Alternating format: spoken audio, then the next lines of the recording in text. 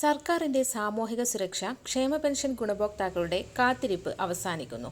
April മാസത്തിൽ ഗുണഭോക്താക്കളുടെ bank അക്കൗണ്ടുകളിലേക്കും കൈകളിലേക്കും 3200 രൂപ വീതം എത്തിച്ചേരും. ഇന്ദിരാഗാന്ധി ദേശീയ വാർദ്ധക്യകാല പെൻഷൻ, വിധവാ പെൻഷൻ, ഭിന്നശേഷി പെൻഷൻ, അവിവാഹിത പെൻഷനുകൾ, കർഷക തൊഴിലാളി ക്ഷേമനിധി പെൻഷൻ ഗുണഭോക്താക്കൾക്കും തുക എത്തിച്ചേരും. കഴിഞ്ഞ ദിവസമായിരുന്നു പെൻഷൻ ഗുണഭോക്താക്കൾക്ക് വിഷു കൈനീട്ടമായി ഏപ്രിൽ മാസത്തിലെ പെൻഷൻ തുക നേരത്തെ തന്നെ വിഷുവിന് മുന്നോടിയായി വിതരണം ചെയ്യുമെന്ന് ധനമന്ത്രി പ്രഖ്യാപിച്ചത്. ഇതിന് പിന്നാലെയാണ് പെൻഷൻ കുടിശ്ശിക വിതരണം സംബന്ധിച്ചിട്ടുള്ള സുപ്രധാന അറിയിപ്പ് സർക്കാരിന്റെ ഭാഗത്തു നിന്നും പുറത്തുവന്നത്. ഗുണഭോക്താക്കൾക്ക് ഏപ്രിൽ മാസം മുതൽ കൂടുതൽ ആനുകൂല്യങ്ങൾ എത്തിച്ചേരുന്നു.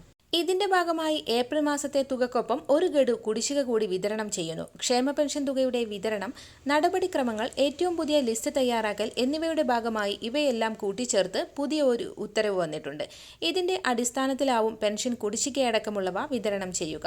സംസ്ഥാനത്ത് വിഷുവിനോടനുബന്ധിച്ച് ഏപ്രിൽ മാസത്തെ തുക വിതരണ നടപടിക്രമങ്ങൾ സർക്കാരിന്റെ ഭാഗത്തു നിന്നും ഇന്നു മുതൽ ആരംഭിക്കുന്ന സാഹചര്യത്തിൽ ഗുണഭോക്താക്കൾക്ക് അക്കൗണ്ടുകളിലേക്കും കൈകളിലേക്കും തുക എത്തിച്ചേരും. ഉത്സവകാല ആനുകൂല്യങ്ങൾ കുടിശ്ശികയടക്കം വിതരണം ചെയ്യുന്നതിലേക്കായി സഹകരണ ബാങ്കുകളുടെ കൺസോർഷ്യത്തിൽ നിന്നടക്കം തുക സമാഹരിക്കുന്നതിനുള്ള നടപടികൾ സർക്കാരിന്റെ ഭാഗത്തു നിന്നും ആരംഭിച്ചു കഴിഞ്ഞു. വിഷുവിനോടനുബന്ധിച്ചിട്ടുള്ള പെൻഷൻ വിതരണം അവസാനിക്കുന്ന ഘട്ടത്തിലാണ് ഏപ്രിൽ മാസത്തിലെ സർക്കാർ ബജറ്റിൽ പ്രഖ്യാപിച്ചിട്ടുള്ള ഒരു ഗഡു കുടിശ്ശികയുടെ വിതരണം ആരംഭിക്കുന്നത്.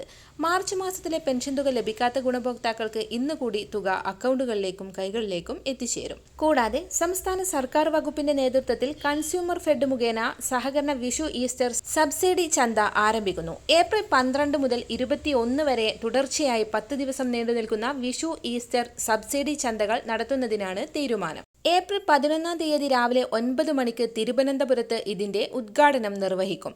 പൊതു മാർക്കറ്റിനേക്കാൾ 40% വരെ വിലക്കുറവിൽ നിത്യോപയോഗ സാധനങ്ങൾ ലഭ്യമാക്കും. ഇതിനു പുറമെ 13 ഇനം സബ്സിഡി സാധനങ്ങളും ലഭ്യമാവും.